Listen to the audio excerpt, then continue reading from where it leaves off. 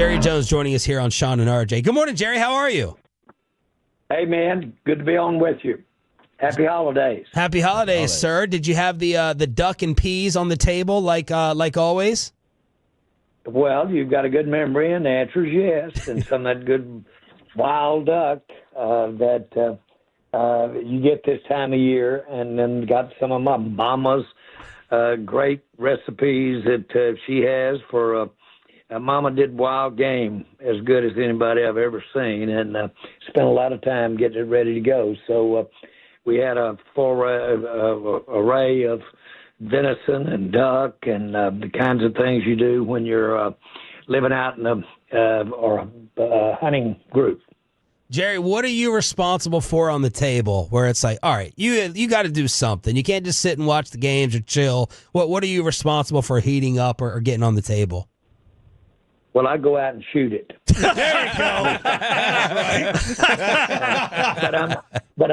But I'm having a lot of competition nowadays. I've got a granddaughter that her first name is Chambers, and she on my phone, she's the face of my phone, and she's got a wild turkey that she shot, and she's hunted with us over the past Thanksgiving holiday. She hunted and. But she's really got a knack for it, loves it, really a genuine desire to be involved in it, and does it all. And she'll go out and get it and dress it and bring it in and have it ready for everybody to eat right there. So a lot of fun when you got someone with that kind of interest, that unique. She's about 6 feet tall and just absolutely looks like a model. Of course, it's her grandfather talking, but pretty proud of the fact that she's that interested in the outdoor. That's awesome. That's great. Jerry Jones joins us here, 105 through the Fan.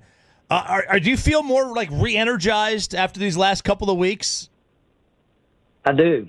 I really do. And nobody likes that road we were on 3 weeks ago, and to say the very least, our fans. But I think the reason why we're having the wins is really gotten me as excited as anything. And when I look at the way our defense is gelling, the way it's coming around, getting to see guys make those plays, not only being where they're supposed to be, but comfortable enough to be out there and be a playmaker at the same time. And so all of that really, I think, bodes well for this game coming up against Cincinnati. Now, it's series by series. You've heard me allude to that. It's game to game. That's what we're looking at here. But I can't emphasize enough what we're doing to build this team and build our depth as we look ahead. And for that matter, really not just getting players back from injury, but also having those players have injury, not the veteran I'm talking about, but the younger players have these nicks, play through them, play with them, and all of that is a learning process. Jerry, Bill Parcells used to have the famous line, ask me after Thanksgiving, whenever you'd ask him about what kind of a team he had.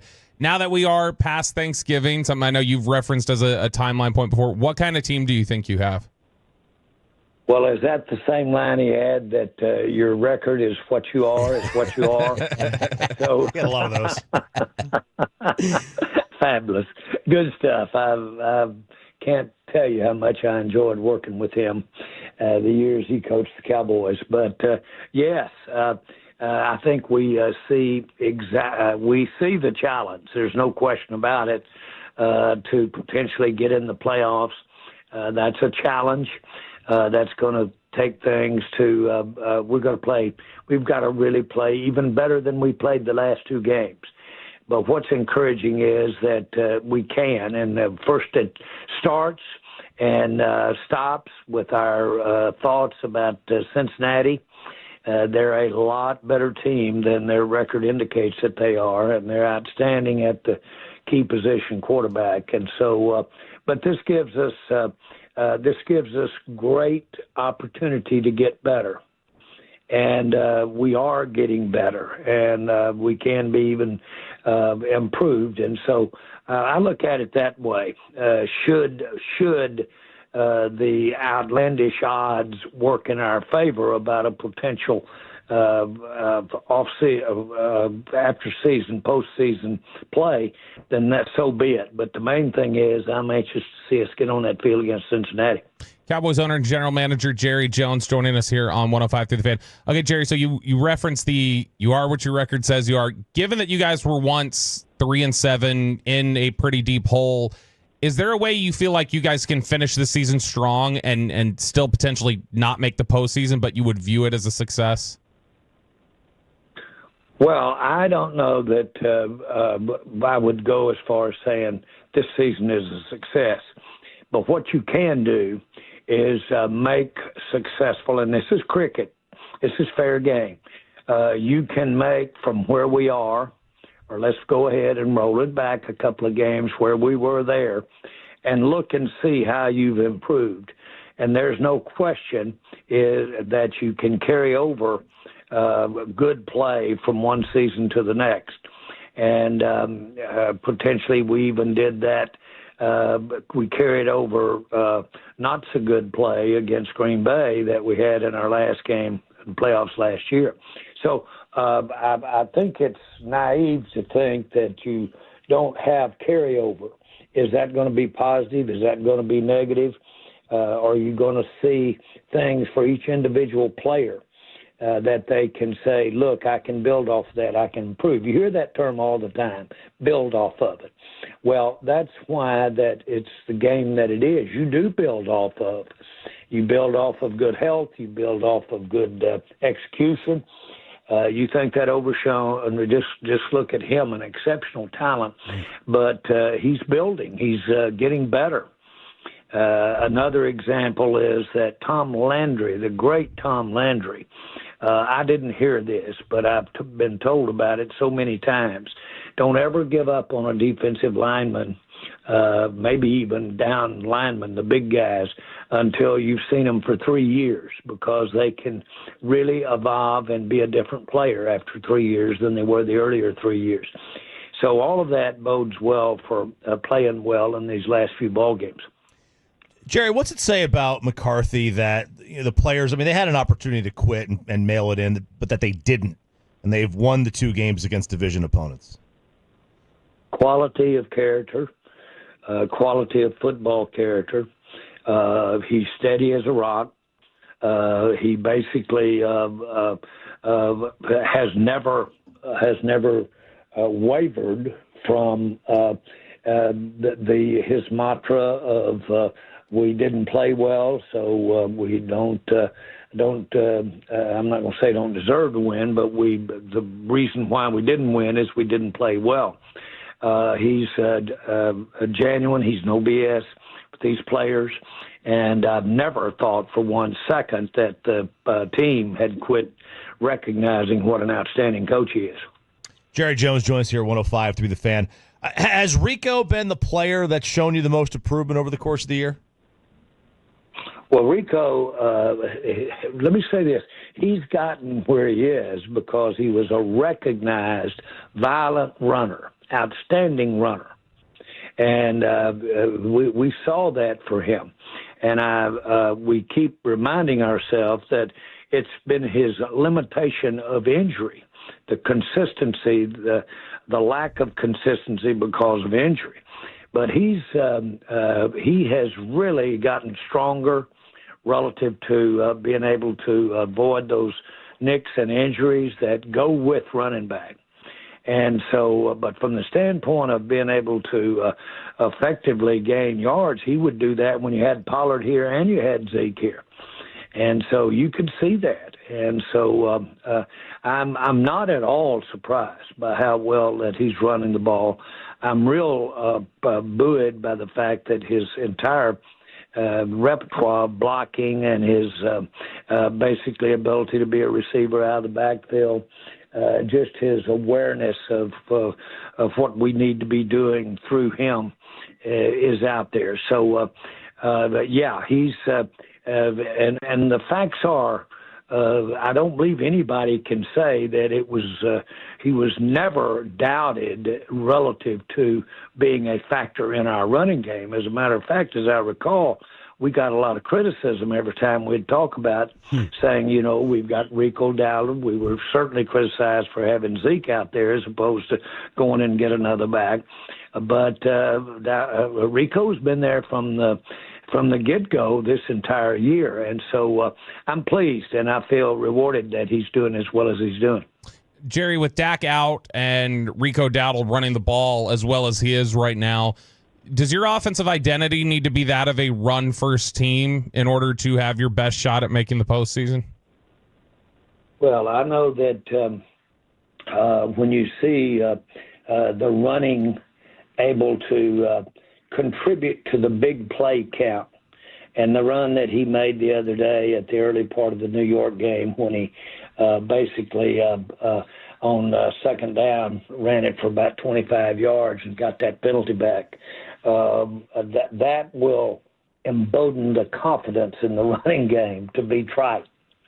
We all know that we're trying to get a big play in there to basically really add what you have to add to have an 80-yard drive or a 70-yard drive. Well, we got it from him.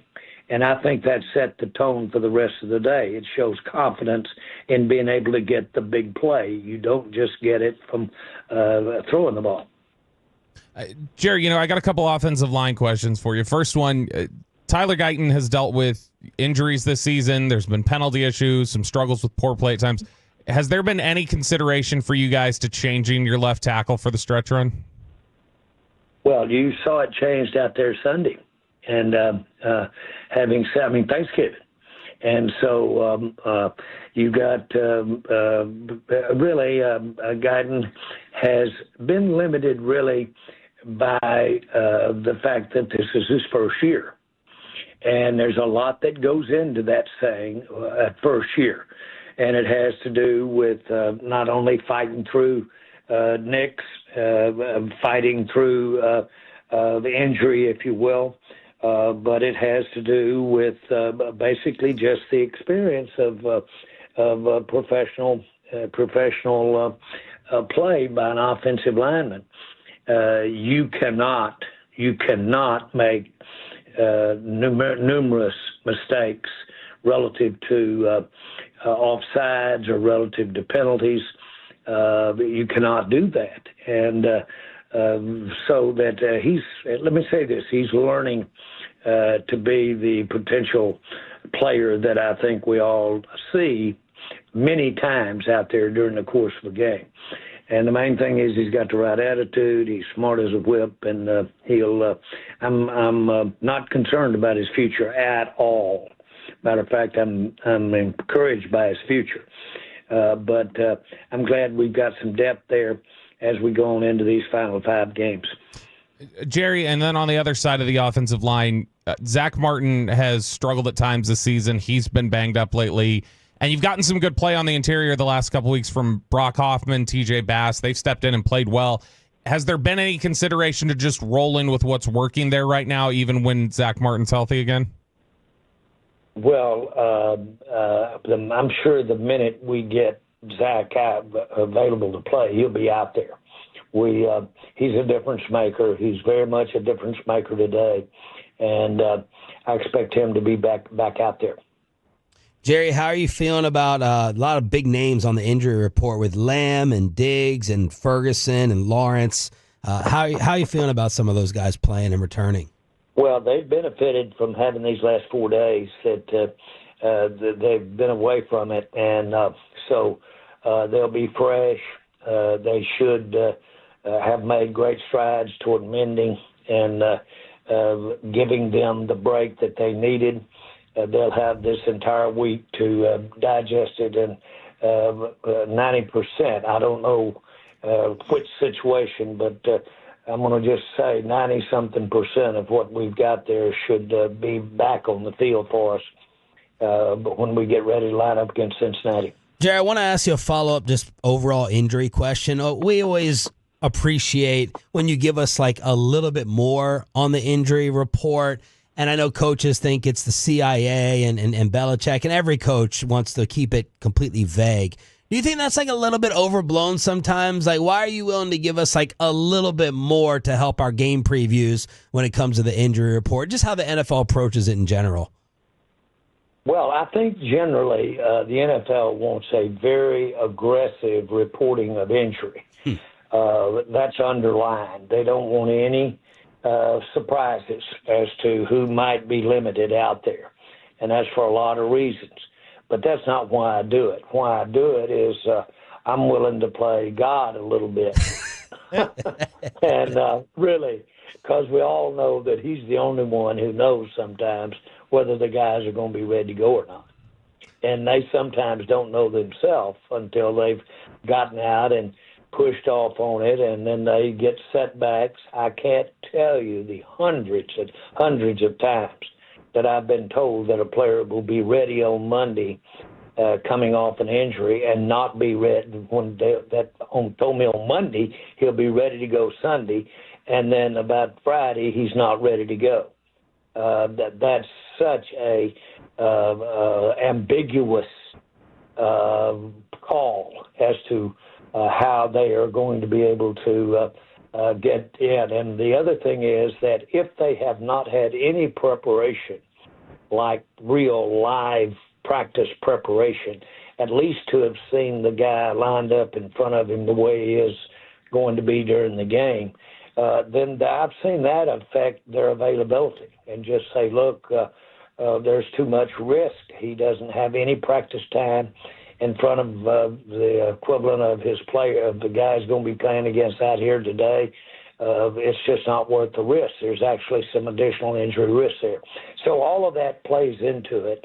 But what I do when you ask me about it is I'm giving you an opinion, and that has to do with all of that mixed in, which is more than a doctor's opinion, but it's a push. It's also a push. Most of the time I'm pushing to get them out there. Jerry, you referenced Tom Landry earlier about how he said you can't give up on a defensive lineman until you get to 3 years. And a second-year defensive lineman you have here, Mozzie Smith, a guy that felt like a lot of people were giving up on. Do you feel like he started to live up to the expectations you had for him when you drafted him last year? Yes, I do. Yes, I do. Now, when you're drafted with your first pick, that's high expectation, to be trite. That's very high, especially to be drafted there in the middle more as a nose guard. Now, he's had a little unique circumstances in that there was a little ambiguity there about how to play him. We always want more. You want a big block in there that can basically completely clog that middle up. But ideally, boy, you'd like to have a big guy out there that can also have quick twitch and hit that gap and cause some havoc just because of his additional movement, much less the size. Well, of course, those are rare players that can have the quickness, the movement, and the size. But Mozzie's playing nose guard, the traditional nose guard, and he is getting better and better and better at it, and he has the criteria. He's an outstanding athlete for his size, rare athlete for his balance, his foot quickness, his speed. And so all of that is there. Everybody wants to get more than just the block of granite sitting in the middle that just stops everything up. And that will come. And I'm going to go back to the Tom Landry's example of, well, give it time. It'll come. But what he's done is establish what he can do with his strength. Arguably, he's as strong as anybody we've had around here since Larry Allen. That's strong. And so just pure strength, Samson-type strength. And so all of that kind of stuff sounds like an exaggeration, but it's not. And so he's showing some of that. And he's just becoming what Coach Lander, again, was talking about. He's learning how to be a pro. Jerry Jones, every Tuesday here on Shan and RJ 105 through the Fan. Jerry, there's a fun little story that's been reignited because of Overshone and Micah, where Overshone, has been talking about wearing the number 0, and Micah said, "I'm going to make the call for you." And the thinking goes that Overshone and no other Cowboy can have the number 0 because that's Rowdy's number. Can you confirm and clarify and set the record straight? That's Rowdy's number. Well, just be clear about it. You remember, and he's not going to appreciate me saying this, but Jerry, my son, gets to be Rowdy. Oh, God. Oh, no. Jerry. Thanksgiving, man. It's the holidays, man. Poor guy. Yeah.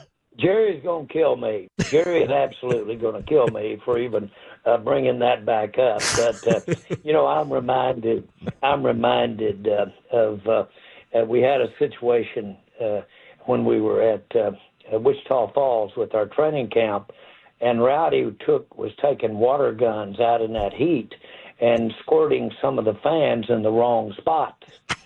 And they would jump, but it cooled them off, and they kind of laughed about it and thought it was good. But still, it wasn't the thing to be doing. And I got a hold of him and told him, I said, "Man, you got to stop that stuff. You'll get us both thrown under the jail out here. It can't be shooting that stuff, because you could knock a water bottle down at 50 feet with that water gun. So it would cool you off real good about it." So he said, I'll do better.